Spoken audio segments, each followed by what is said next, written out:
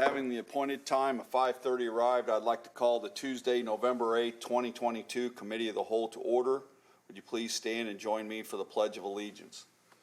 I pledge allegiance to the flag of the United States of America and to the republic for which it stands, one nation, under God, indivisible, with liberty and justice for all. Mr. Clerk, would you take the roll, please? Will do. Alderman Redpath. Alderman Gregory. Here. Alderman Williams. Here. Alderman Fulgenzi. Alderwoman Purchase. Here. Alderwoman DeCenso. Present. Alderman McMiniman. Here. Alderwoman Connolly. Present. Alderman Donlin. Here. Alderman Hanauer. Here. Mr. Chair, a quorum is present. Okay, thank you. I would accept a motion for approval of the October 25th, 2022 Second. committee meeting minutes. All in favor? Aye. Opposed? Ayes have it. Madam Treasurer, do we have a treasurer's report? Yes, we do, Chair Hanauer.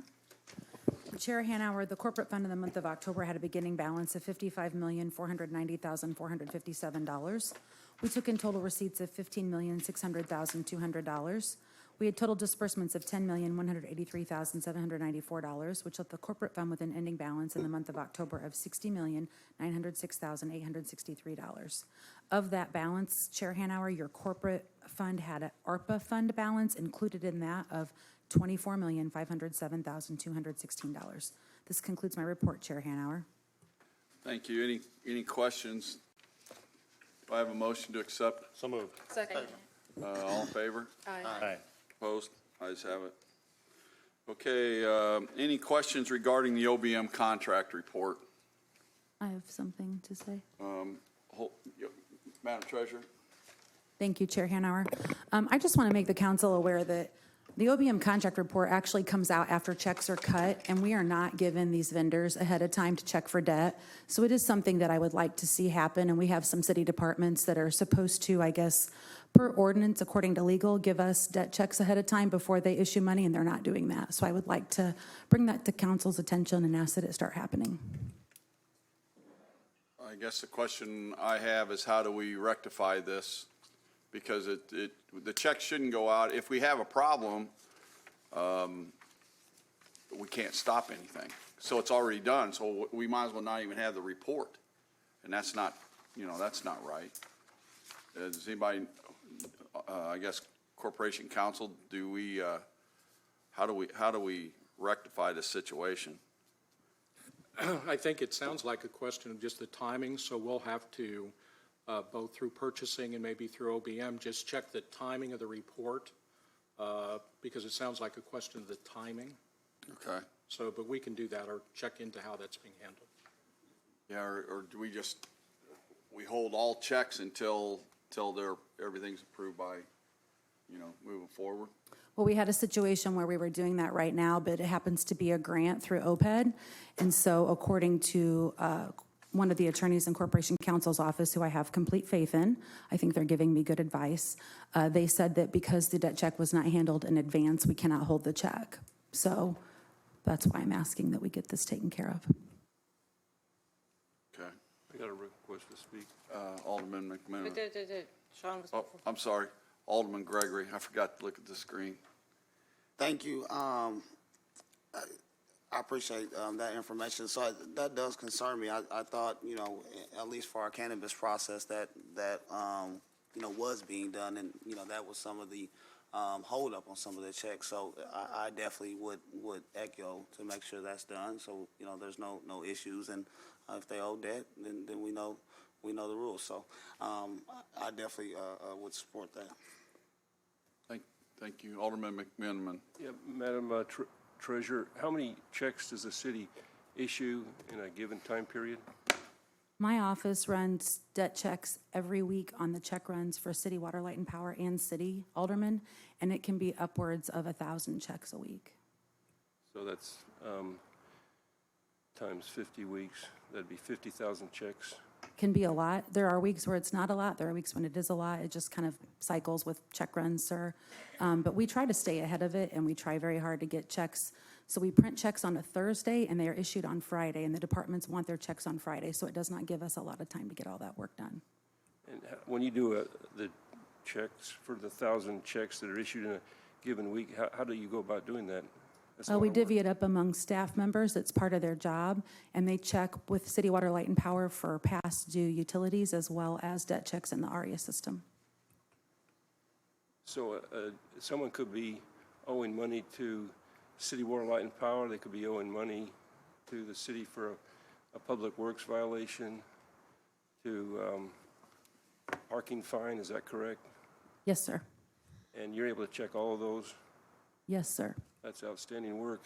So is there a certain category of checks that you're concerned about that aren't being reviewed ahead of time? No, I think that it's just according to city legal, and again, I'm going to go back to the faith that I have in the attorney that's helping me with this. I do believe this person's giving me good advice. Apparently, we do have programs within the city of Springfield that per the program parameters, the debt checks have to be done before the check is cut. Otherwise, the check has to go out. So you're able to check a whole bunch, 1,000 checks a week, but you're saying some disbursements are not being reviewed for debt?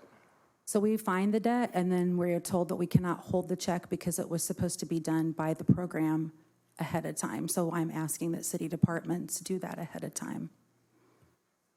That's a different kind of answer I would have expected. So I agree that our city attorney needs to understand. I think there's some miscommunication maybe going on here about what can be done at what point in time. I agree with our city attorney that looks like it's a timing issue and maybe some misinformation is out there.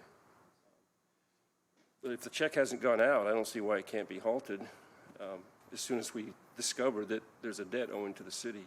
So thank you, Mr. Attorney, for checking into that. I do have one question that I saw the checks go out, and I'm glad to see a lot of the cannabis checks, the cannabis grants are going out. Is that a reimbursement program, or are we giving them the money based on any bid or something, and then are we following up to make sure that they're doing what we're saying that they say they're going to do? Because a good example, we don't want someone to get a quote for a roof and then go out and just patch a roof for it, and then not use it for what it was intended to. I'm not saying that everybody does that, but what's the checks and balances, I guess, is my question.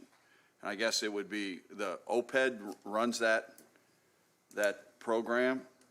I don't know if, okay, come on up and you can let us know. Mr. Hanauer, so, from my understanding, there's various scenarios that they have been working through. So you have some scenarios that where people have, paid and being reimbursed. And then you have some people like Don Petterfull from Genesis Barbershop who was started on the work and then was paid. You have some that have some equipment and that's purchased, and they're going to have to give invoices, and we'll probably have to give checks so they can buy those things. There is a process, clawback and things of that nature on it. But even in our TIF scenarios, there are some times that we're going to have to pay some people to get some things done. Maybe not all of it, but halfway or whatever our rules allow at times. Right. Well, I'm just making sure, I just want to make sure we have checks and balances on this so that if an audit goes through, we're not getting stung on the audit, that would be, it's still tax money. So I think that it's prudent that, and I know we all want to make sure that things are done correctly. So how do you guys kind of check that, if you don't mind me asking? Well, the experts right here, but so for example, depending on what the individual or business is doing, we require receipts of whatever, if they're, give me an example, if they're roofing, they get bids, and then based upon the receipts. So we have to have all of that before we would ever, reimburse them for anything. We have to prove that they've got the bid and with the dollar amount, and that's how we go ahead and then pay, once we have the receipts. Thank you. No problem. You are the expert. No problem. So actually, Alderman, you're absolutely right. We did have a meeting with OPED, OBM, purchasing, the mayor's office, legal, to lay everything out for this program. And we approach it the same way we approach vendor invoices for the city. We had one individual, for instance, try to submit just copies of checks that were written. That was turned back, unacceptable. Has to be an invoice. Has to be an invoice that's signed off by the grantee that's submitted to us. Now, whether there's a physical check or whether somebody actually put a roof on or not, I don't know if OPED's doing that or not, but from a payment standpoint, the same standards that we have at the city for paying bills, that's what we expect from the grantees as well. Okay, like I said, I don't want to draw this out.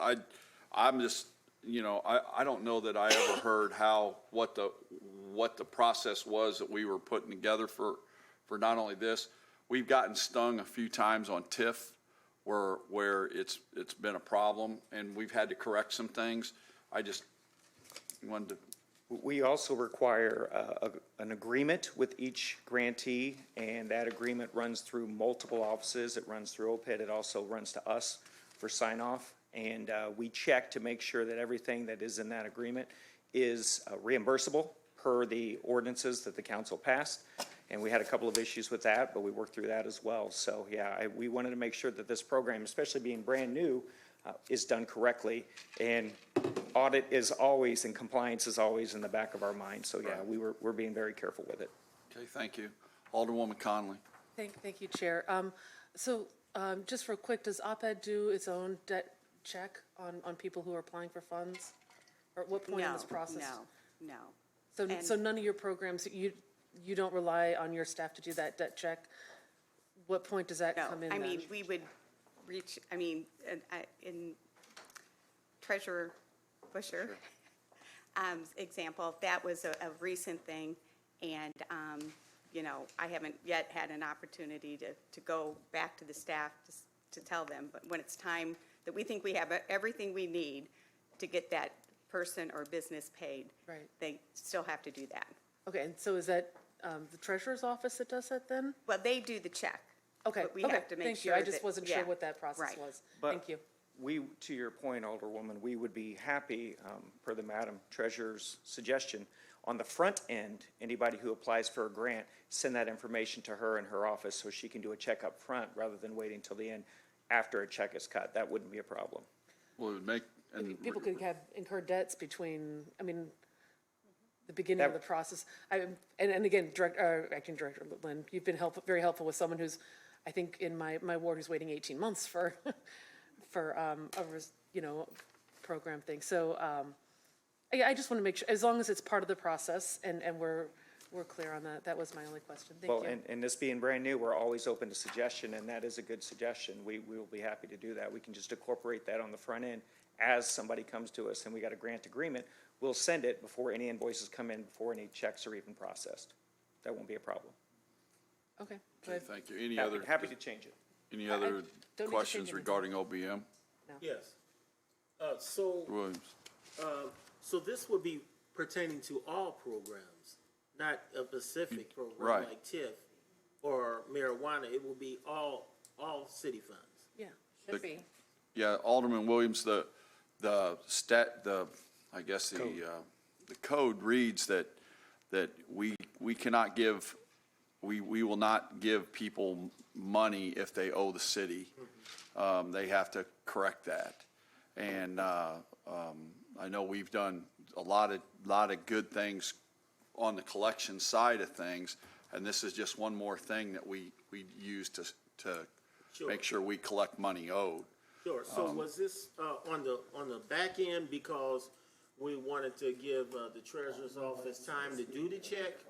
Because now we're saying. Use your Oh, microphone. I'm sorry, because now we're trying to say we want to move it toward the front end, and then it's kind of like Alderman Conley said, but then maybe some debt is incurred in between that lapse of time. I don't know if it's a few days or a few weeks or whatever, because my experience right now is in these programs, they take awful long time to get, so I'm thinking that's a big part of why you guys are doing all these checking, So is it better to do it in the front or the end? of the Generally process? speaking, with this particular program that we're talking about, there's not a huge time lapse between when we get the agreement and some of the expenses start rolling in. Now, if we're trying to build a program from scratch and get it going, I completely agree with you and understand that can take some time. But now that we've got the program up and running, once we get the grantees in, they tend to want to get their projects done sooner rather than later. So there might be a few weeks, maybe even a month if you're putting a roof on or something like that. But that's just one of the things that we're going to have to deal with. But it sounds like the preference is to, when somebody comes to us up front, ask them or actually take the information to the treasurer's office, find out if they owe debt. So on the front end, we can say, hey, that's fine, but you need to subtract this much from the grant, or you need to pay it before you get your reimbursement, something to that. Okay. And then I guess the treasurer's office could probably do one last check before it goes out, but it sounds like that might be an issue. So from my perspective, it sounds like we're talking about grantee programs. In most cases, a lot of our grants go to nonprofit organizations, but in cases where we have individuals like with the, or businesses like with the cannabis grant, we certainly can start doing those up front. That's not a bad idea at all. Can I speak to Alderman? Thank you. Alderman Williams, to answer your question, I think there's some HUD programs that it has to be done in advance or we cannot withhold the money. So that answers your question, that it does need to be done in advance for some programs. Thank you. Okay. Any other questions? All right, do we need to vote for approval, or I guess we move on? Okay, thank you. Presentations, we have Doug Brown for a short presentation, a lot shorter than the fire department last week, please. We hope. This one. So I just want to give you a quick update on basically our ash pond closure plan. Just kind of give you a summary of information, some background. I want to go over some main points, just 'cause I want to have basically everybody have the same information. Many want to lump ash ponds into one category because it's convenient. We're all in agreement that we need to close ash ponds, not just ours, but everywhere. But our ash pond site is different than everybody else's. It's not the same.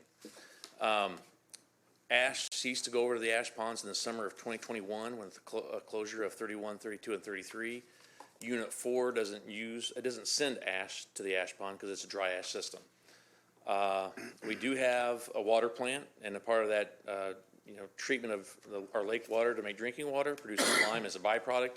That product does go to our ash pond site. There are no drinking wells in the vicinity of the ash ponds. The site is not connected to Lake Springfield or our finished drinking water. The ash ponds are downstream of the lake. They're not upstream. So with this is kind of some background information. I won't go through all the items here, but just, we've been working on this for quite a few years now, and there's been a lot of hurdles to overcome. But one of the first steps really is, when we completed the IRP plan and closed those 30 units of 31, 32, and 33. And then kind of fast forward through the more recent times, basically where we've ended up is the US EPA, what they've done is basically they're waiting to issue their decision on our extension request that we submitted. Basically, under the rule, we're allowed to ask for that, an extension, if we need it. And in this case, our need for an extension to October of 2023 revolves around our drinking water, okay? Again, back to our lime byproduct that we send to our lime ponds that are embedded with the ash ponds. We're building new lime ponds, of course, and that's going to take until October of 2023.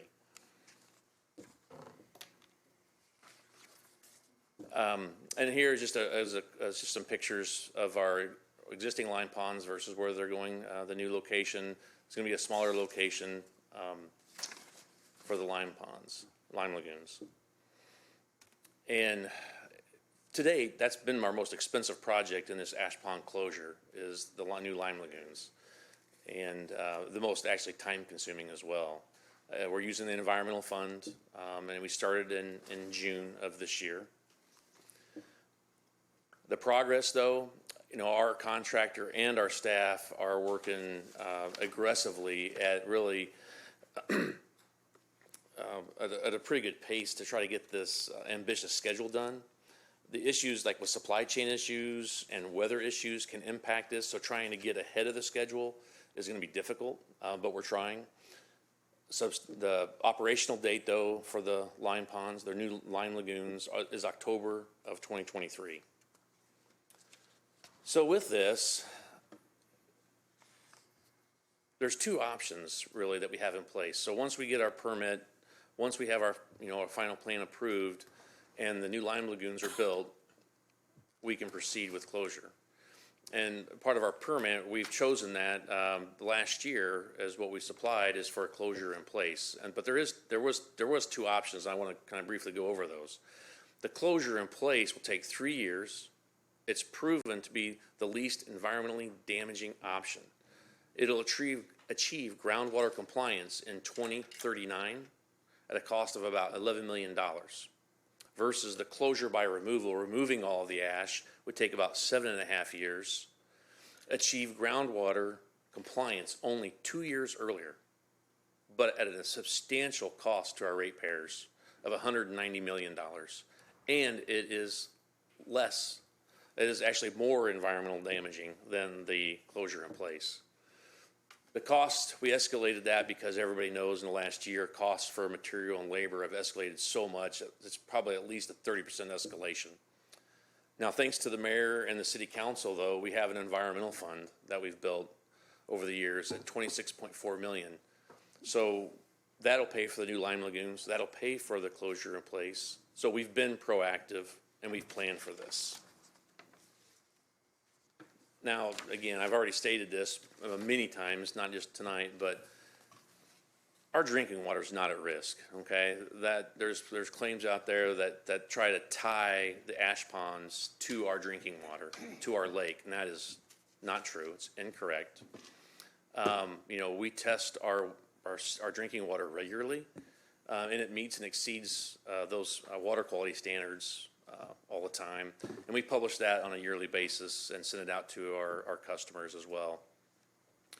There's no drinking wells in the vicinity of the ash ponds. There's no connection to Lake Springfield or our drinking water. The ash ponds are not sitting in a groundwater table. But really, our drinking water is of the highest quality, and there is really no, that's just, I'll end that with a period, right? So I kind of just wanted to go over that real quick, and I appreciate everybody's time for a quick presentation. But just to kind of reiterate those things to make sure everybody's on the same page with the things that we presented over the last couple of years. Okay, Alderman Williams. Yes, Director. So, as you know, the ash ponds are right next to a subdivision in Ward 3, the Greencastle area. And I noticed we focus on money and the savings of money, and it's cheaper to do this proposed plan you have than to totally pick them up and remove them. And you said it's only a 2-year difference between the two different ways to do this. But my problem comes in, this is above my head and probably most on the council, because the professionals or the experts like yourself are telling two stories. Now, this article, you're aware of the article that was out that people are reading about the leakage into our water system. Are you aware of Right, that and that's article? exactly what I'm saying. It does not You're saying affect the opposite. our. So our Right. citizens are hearing two stories. Is there anything? The stories are misleading. They're not stating the facts for our drinking water. Our drinking water is secure. I'm glad you're saying that on record, and I hope my ward is listening to that, because I don't have the answer. Because the people who are writing these articles or authoring this information are quote-unquote scientists and engineers, are professionals as well. And I think it just confuses our constituents. And I'm just hoping we're doing the right thing and not doing the wrong thing in the name of saving money and a 2-year difference. That's all. Thank you. Right. Alderwoman Conley. Thank you. Thank you for the presentation, Director. Just one question. What groundwater compliance are we achieving? What is the standard? Because you say achieve groundwater compliance by 2039 versus 2037. I was hoping Debbie would come up. I mean, it would be defined either by whatever the groundwater regulation is, or if background levels are lower, it'd be lower. So in a lot of cases, background levels are below the standard, and we'll be getting back down to background. So that's the definition. It's our groundwater protection standard, which is set Right. by whatever's the lower number of our background or up to the regulation. And I believe, and again, I haven't had time to look into the, oh, Debbie, don't go away. I believe the report, the concerns in the report we're talking more specifically about arsenic levels. Is that the contaminant that we're concerned The about? report, no. That is actually, I mean, I didn't want to get into that level of detail, but that is actually one of the most misleading things, I think, a little bit about the report, because it did prioritize arsenic, and a lot of ash ponds do find arsenic, but I don't think if we had the attorneys from Sierra Club that I work with here, I think they would agree with me that we're not really worried about arsenic at our ash ponds. Arsenic is naturally occurring around here, and there is one well that continually gets a hit of arsenic, but it doesn't have any boron in that well. So probably it's not not from matching us. up, yeah. So we don't really know what's happening, but our wells have boron in them, which means that there is an impact from the ash, but But then that's the reason we're closing them too. but Right, we have to right. close them, exactly. And Thank you. like Doug said, it's not leaving the site. None of that, what we're looking at is all right there on the ash pond site. Since we've last talked about it, we put more wells out farther, and we've been able to document what we've kind of felt all along, which is nothing's leaving the site. So these are our monitoring wells that we have? Correct. And how many of those do we have? Like 15 or 16 now. Okay, so a fair amount, thank you. And we've been monitoring for a long time. That's probably why we tend to have more hits than a lot of others too, because we've been out ahead of that for a long time now. Thank you. Alderman McMenamin. Director Brown, thank you for this timely report. And maybe you've already answered my question, but you described two different closure plans for the ash pond. Closure in place where we cover and closure by removal. So has our closure plan been approved that we, No, not yet. okay, and I mean, we filed it last year. Was it this year? Oh, it was in February. Okay, I'm kind of. We had our public meeting in December last year, and went over those things. And part of that process was to prove, to do a study on the ponds and prove which option is the least environmentally damaging. So, the issue of like the neighbors, okay, that was a big concern because removing all that ash is going to create a lot of impact to that area. Huge. And then, right. Noise, basically a big nuisance. And when we moved the lime ponds, we did have like another public kind of meeting with the neighbors in that area that were backed up against that area. And that was one of their complaints was the impacts from that. And we kind of went over that with them, and they were pretty much more in the support of the closure in place because it's not going to be as much of an impact to their area. When we built the new lime lagoons, we actually built a berm. We're building that now, actually. That it's really going to transform that whole area. And when we close it in place, the idea is also we're looking for the future where the membrane that's put in place for the ash ponds is going to be, they have this already done, that like where they can design this, they know what they can work, I guess is what I'm trying to say, is that it would allow for a solar farm to be built on top of it in the future, so we could actually have a beneficial reuse of the site. Where if we were to actually remove everything, we would never be able to do that because it would take the slope of the previous area. okay, thank you for that additional information. Now, what I'm trying to get at, though, is we've got two plans. One will cost about $11 million, and one will cost about $190 million. So it's just a massive financial consequence to the city and our ratepayers. Do we know when IEPA might give us an answer on which closure plan we can execute? No, not yet. Any Have there been staff-to-staff meetings about the closure plan application? I mean, I think there's been some meetings, but I think that, we have to let them do their part first, really, before we can have anything that's too in-depth. The IEPA also has to work with the US EPA on their final rules as well, and that's a part of the process. Everybody's short-staffed, so it takes time. This is a, I'm sure, and the environmental groups are pressing, all the agencies to act too, so, which is, that's a good thing.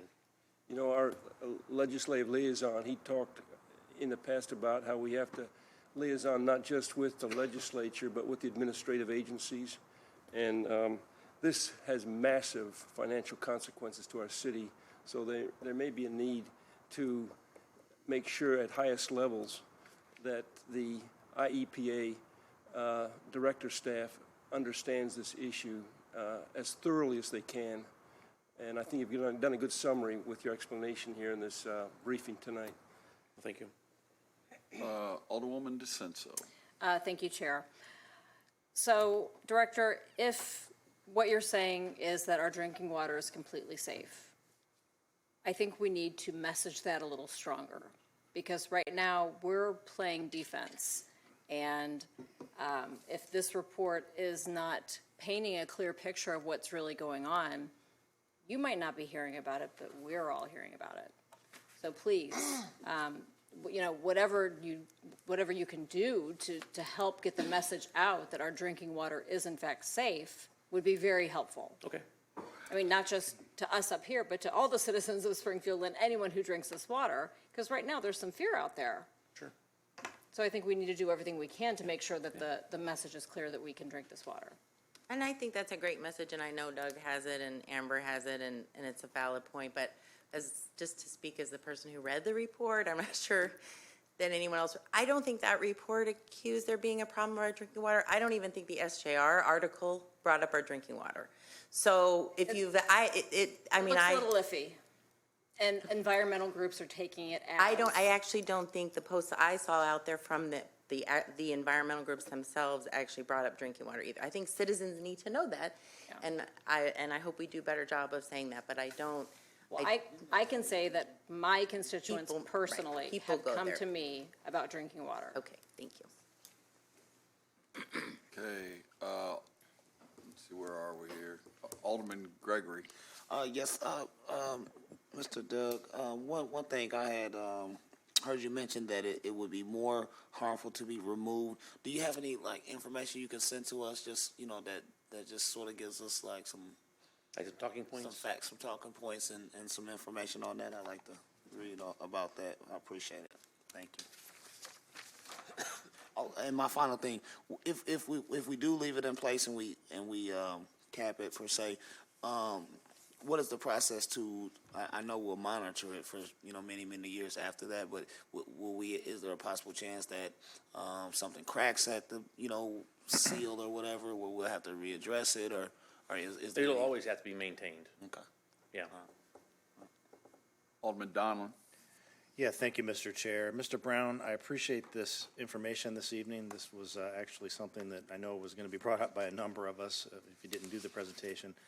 My first question, Alderman Gregory asked about, I was really surprised when you said this evening that the closure in place is the least environmentally damaging, because I always assumed that removing would be the least, but capping it in place seems like it is.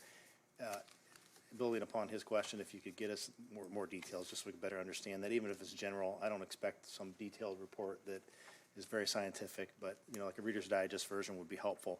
If we were to either have to or choose to go with a $190 million route, could you do some estimates for us also what that would mean as far as an increase for the ratepayers? Sure. That would be, just needless to say, extremely traumatic. And the $11 million route is, we're learning, least environmentally, and we have the money for it. Right. So thank you for the update this evening. Alderwoman Purchase. Thank you. Doug, like Alderwoman DeCenso just said, a lot of us was tagged on social media in these reports that was brought out today. Is there any way, I know you send out information in our utility bills, can we do like a Q&A or a fact sheet? That's one way for our customers to be able to read it and see it with their face, because some people are not on social media to see it, some people don't have access to internet to see it too. So how can we really get it out there to the customers? So, well, what I don't know is, I think that our inserts are taken up by some things that we're required to do for promote, like Project Relief and some of those other programs, that are coming due right now.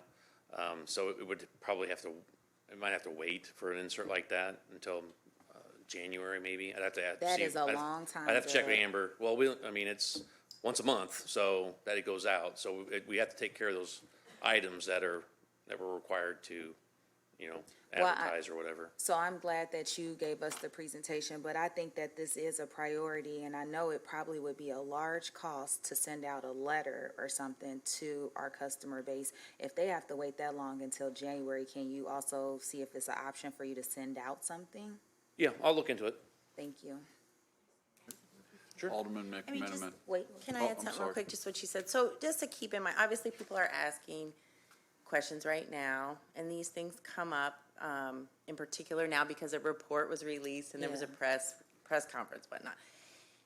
Realistically, the time when the public's gonna have the most interest and be the most involved is when Illinois EPA reviews what we submitted.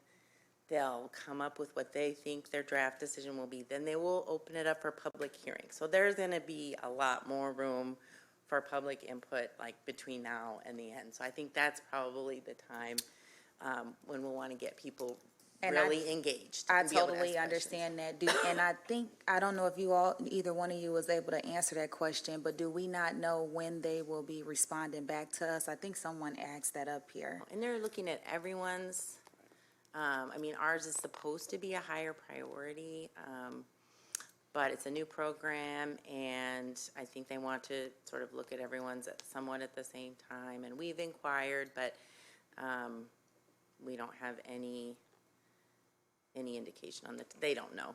So we if know you what they, feel we like- know everything that they know, and they don't know when it's going to be. Okay, my last question, if you feel like it's even past that February, March area, and we still don't have anything to present, can we still keep that as an option to send something out to everyone? Let me look, talk to Amber and find out what we can and can't do, for sure. Okay. And can you tell us too, when you get that answer? Oh, yeah. Thank you. Alderman McMenamin. I agree, we've got to reassure the public that our water, drinking water is not at risk. When I saw the SJR, the front page was half devoted to this water issue. I was expecting phone calls and messages and so forth, but I got to admit, I haven't received a single message on the water quality issue. In Ward 7, I just haven't received anything, any message of any kind, and I've been around for 12 years, so people know how to reach me. But I tell you what, they are calling me about the yard waste bags that are being picked up. I am getting a lot of calls about that, so I just wanted, I think that a lot of readers really understood that, as was pointed out tonight, there was no mention in the SJR that our water, drinking water, was at risk. It's a an social important media distinction. thing. Yeah. I mean, honestly, it's misinformation, and it's by probably a smaller group of activists per se, that, and we've told this story many times over the last several years. That it's always been, that it's always the goal to try to tie the ash ponds to our drinking water, and that has never been the case. And we as leaders around this horseshoe, when we see misinformation, it's our duty also to speak up and to properly inform the public. So, And that's the reason I want to do the presentation Thank you tonight, just to very much. reaffirm everything. Absolutely. Yeah, I called you. For that. I know. Alderman I Donlin. was trying to get this together. Thank you, Mr. Chair. Mr. Brown, again, thanks for the presentation. You were very succinct in pointing out earlier that our drinking water is of high quality, and that the way you put it, I think, needs to be put out. Don't assume, and I know I'm preaching to the choir, but don't assume that everyone knows Right. everything the technical office knows, because they don't. Sure. And we're certainly willing to help put the word out. I think what you put together here is good. Just something very simple, kind of like the slide that talks about the drinking water would be good for us to just put out, or at least on the front page of the city's website or news release, all the above. But, Weekly. you know, there's things that, you mentioned misinformation. Sometimes those things unfortunately go viral, and we need to do our part in making sure that the right information gets out, needless to say. So thank you. Just to wrap this up, you know, the idea of putting, what did it say? 190 million. 96 trucks a day, which that's a lot of trucks, and having to use a front-end loader to load those trucks, and the amount of I guess, dust in the air and whatnot, really, that concerns me. And then putting it on the highway and we don't even know where we'll take this, do we? No. And just the added costs, I think that we got to keep in mind that some of the special interest groups that aren't from Springfield, they don't care what it costs the ratepayer or the citizens of Springfield. They just have this as their agenda. They're going to work hard to get their agenda done, and we're left holding the bag, so to speak. So I think that, you know, for the people that live out by there, that's not something I'd want around my neighborhood where they're loading trucks with that stuff. That would be probably worse than, like you said, capping it. And so, you know, we got to keep that in mind. We've got people that are working against the city. They got their agenda, but we've got to look at it too from our agenda. And quite frankly, we want it to be safe. And as long as they say capping it is safe, and I think that, you know, that's great. But, you know, 190 million, that's going to cost everyone in the city. And I think it'll be a substantial rate increase, and it'll affect everyone throughout the whole city. Anybody that's paying a CWLP bill. And when we do it, if we'd have to do that, I want to make sure, if I'm on the council and this happens, it's going to be put down that it's environmental cleanup. So it's a special line. So that everybody, when they get their bill, they see that whoever forced us to do this, they see it every bill. So they can call them and not us. So, all right. My last point, I was just thinking when Alderman Donilon just spoke, maybe you also can recommend to Julia, our communications director, to definitely put it out this Friday in the weekly newsletter. Yeah, that'd be good. Since, Yeah, I like that. Jim just said to make sure what you stated up here, she can even put something out there to just get it started while we're waiting on how you can do it. Okay, any other questions? I'd like to get moving on the meeting. I know we all have places that we are Really? supposed to be at, so. We want to get moving on this meeting? We sure? Okay, next we have ordinances tabled or remaining in committee. Mr. Clerk, would you please read those ordinances? 2022-256, 2022-384, 2022-455, 2022-456, 2022-457, 2022-458, 2022-463. Are there any of these ordinances that people would like to bring out? Mr. Chairman, the 455, 56, 57, 58 relate to annexations, and if you recall, we had held those because of the notice issue. Those can go ahead and go forward, you know, to be on debate for the council meeting. Motion for an omnibus vote. Second omnibus. So we got a motion for an omnibus vote. Any questions? All in favor? Aye. Opposed? Ayes have it. Do I have a motion to move those as omnibus to debate? Move to debate. Second. I got a motion and a second for debate. Any discussion? All in favor? Aye. Opposed? Ayes have it. Okay. Now for ordinances for committee consideration. Mr. Clerk, would you please read the ordinances for CWLP? Yes, Alderman, they were read last meeting. CWLP 2022-469, an ordinance accepting proposal number UE 23-23 with Procom Services of Illinois Incorporated for CWLP collection services for past due utilities account an amount not to exceed $390,000 for the Office of Public Move for Utilities. consent. Second. Got a motion and a second for consent. Any questions? Any discussion? All in favor? Aye. Opposed? Ayes have it. 2022-470, an ordinance approving a master telecommunications contract service agreement with Hospital Sisters Health Systems for the Office of Public Utilities. For consent. Second. Got a motion and a second for consent. Any discussion? All in favor? Aye. Opposed? Ayes have it. Public Works, 2022-471, an ordinance regarding the variance request of Section 153.158B2 pertaining to cross-access and lot arrangement for Town and Country subdivision for the Office of Public Works. Move to consent. Second. Got a motion and a second for consent. Any discussion? All in favor? Aye. Opposed? Ayes have it. 2022-472, an ordinance approving the location and sketch map of Town and Country subdivision for the Office of Public Works. Move to consent. Second. Got a motion and a second for consent. Any discussion? All in favor? Aye. Opposed? Ayes have it. 2022-473, an ordinance authorizing supplemental number 2 to the agreement with Hanson Professional Services Incorporated for preliminary engineering and land acquisition services for the Springfield Rail Improvement Projects for the Office of Public Works. Move for consent. Second. Got a motion and second for consent. Any discussion? All in favor? Aye. Opposed? Ayes have it. 2022-474, an ordinance authorizing the purchase of rock salt from Compass Minerals America Incorporated under state contract number 22-416, CMS-BOSS 4-B-29847 in the amount not to exceed $543,720 for the Office of Public Works. Move to consent. Second. Got a motion and second for consent. Any discussion? All in favor? Aye. Opposed? Ayes have it. 2022-475, an ordinance amending Chapter 79, Section 79.30B of the 1988 City of Springfield Code of Ordinances as amended relating to the snow emergency. Move to consent. Got a motion and second for consent. All in favor? Or any discussion? Yes. Alderwoman DeSenso.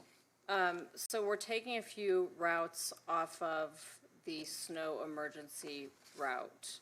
Some of those are in Ward 6. So just wondering why they're being removed from the snow emergency route. Yeah, we were just cleaning it up where the existing sections are that go through. As part of the usable segment 2, when we did the Laurel and Ash Street underpasses, that area was disconnected as part of that. So the logical termini made sense to go to South Grand, as that's an arterial. Okay, makes sense. Thanks. Thank you. Okay. Any other discussion? All in favor? Aye. Aye. Opposed? Ayes have it. General City Business, 2022-476, an ordinance to increase the number of Class C liquor licenses by 1 for Hot Pot Barbecue Incorporated, doing business as Hot Pot and Barbecue, located at 3050 Lindbergh Boulevard. Move to consent. Second. Got a motion second for consent. Any discussion? All in favor? Aye. Opposed? Ayes have it. 2022-477, an ordinance to increase the number of Class D liquor licenses by Motto LLC, doing business as Motto Pies and Pints, located at 2936 South 6th Street. Move to consent. Second. Got a motion second for consent. Any discussion? All in favor?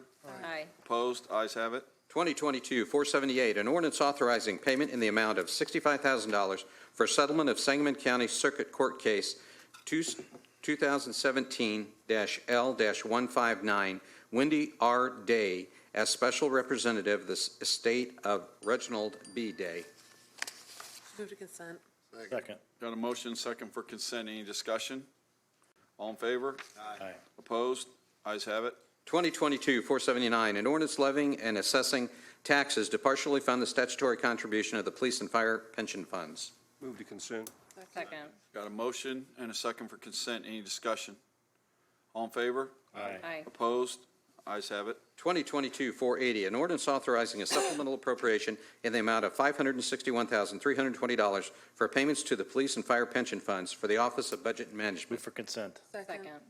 Got a motion second for consent. Any discussion?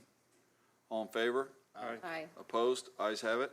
2022-481, an ordinance authorizing acceptance and execution of Illinois Department of Human Services grant number FCSB-Y06686 in the amount of $235,540 for funding of the AmeriCorps program and authorizing a supplemental appropriation in the amount of $314,312 for the Office of Planning and Economic Development. Move to consent. Second. Got a motion and second for consent. Any discussion? All in favor? Aye. Opposed? Ayes have it. 2022-482, an ordinance authorizing the execution of agreement with Janet S. Williams to provide services as program manager required by a grant from the Corporation for National and Community Service, AmeriCorps, for the Youth Initiatives Program, grant number FCSBY 06686, for an amount not to exceed $35,000 from January 1st, 2023 through December 31st, 2023, for the Office of Planning and Economic Development. Move to consent. Second. Got a motion and second for consent. Any discussion? All in favor?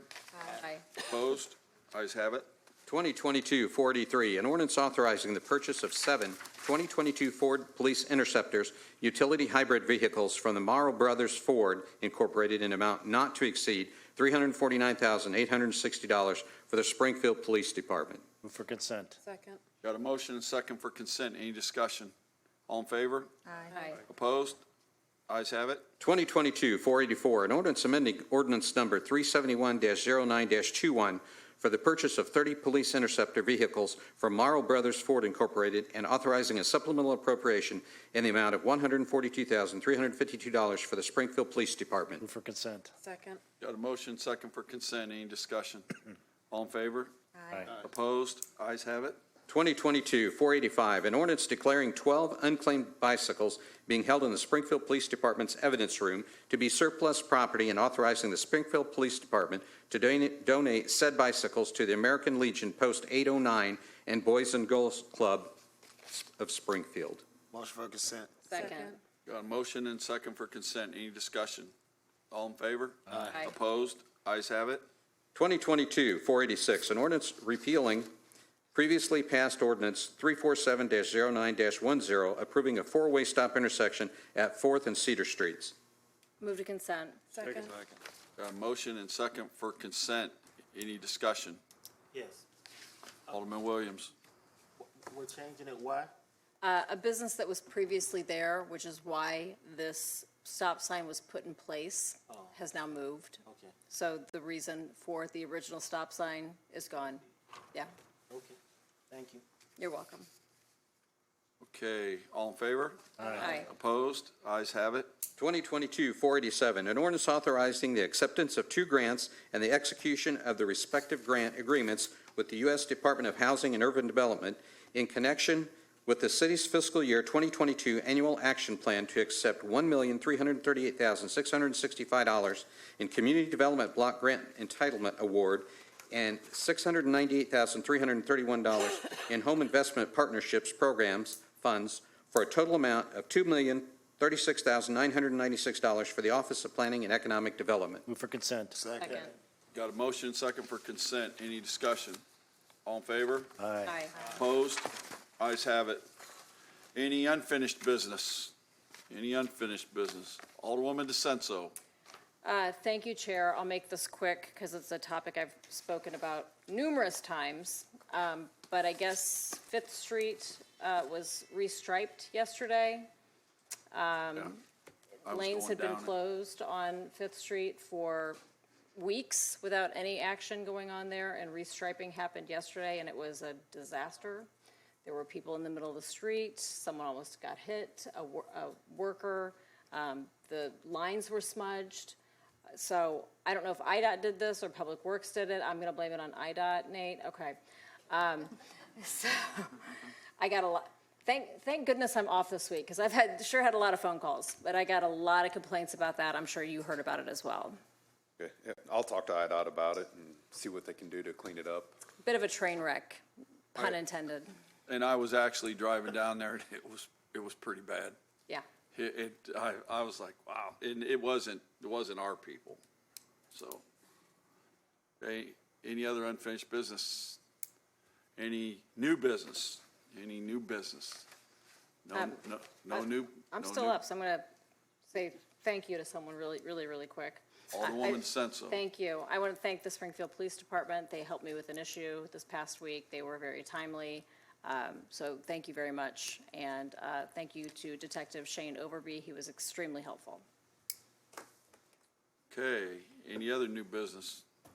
All right.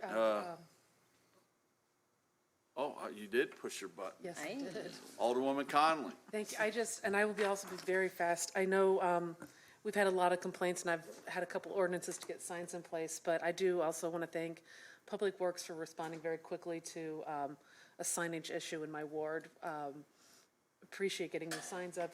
I think it was within a couple of days of my request, so I just want to thank them for their prompt response to that. Okay, Signs make a difference. Alderwoman DeCenso. Last time. It's 6:25. There are 35 minutes left. You can still get out and vote. Hey. So please, get out and vote, everybody. And I would just like to say I would appreciate it if the candidates could get their people out and get the signs out by the end of the week. Even if you lose, you still got to take your signs down, or Public Works will get them and they'll charge you. So, Well, and if not, take them out of your own yard on your own. yeah. So is there a need for executives, or I'm sorry, do we have any citizens signed up to speak? No, Mr. Okay, Chair, do we we don't. need an executive session? Not this evening, sir. Do I have a motion for adjournment? So moved. Second. Okay, all in favor? Aye. Okay, meeting adjourned. Not bad.